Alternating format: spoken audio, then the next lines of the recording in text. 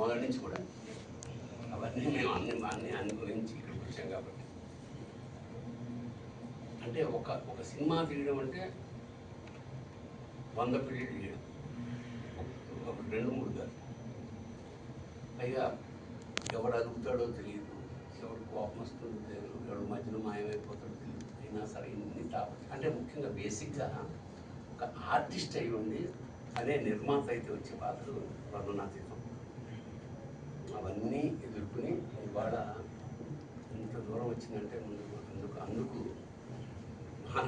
మాత్రం నమస్కారం చేయాలి.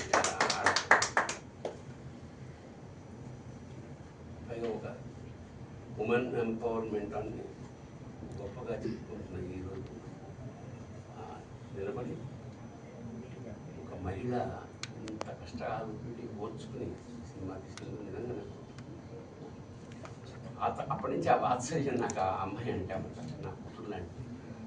సరే మా హరిశంకర్ ఫోన్ చేసి చెప్పాడు, ఇట్లాగా అక్కడ అమెరికాలో అమ్మాయి ఉంది, ఒక వేషం అంటే ఎలాగా యాక్టర్నే కాబట్టి I was very comfortable.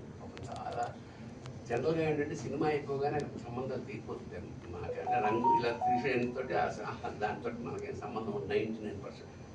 But ఇప్పటికి కూడా ఇంటికి వస్తూ ఉంటుంది అన్నమాట. అలాగా మా రిలేషన్షిప్ కంటిన్యూ అవుతుంది మంచి పిల్ల. సో సురేష్ గారు మిగతా వీళ్ళందరూ అందులో ఈ సినిమా రావడానికి పడ్డ కృషి అవన్నీ మీకు కళ్ళారా చూశాను. నేను కోరుకునేది ఒకటే, ఇలాంటి కొత్త వాళ్ళని ఆదరించి ఆశీర్వదించండి, అంతకన్నా ఏం లేదు. ఎందుకంటే కనీసం వాళ్ళ కష్టానికి కోసం మమ్మల్ని గుర్తించారన్న ఒక తృప్తి మిగులుతుంది వాళ్ళకి. తర్వాత ప్రముఖ లిరిక్ రైటరు, దర్శకుడు కృష్ణ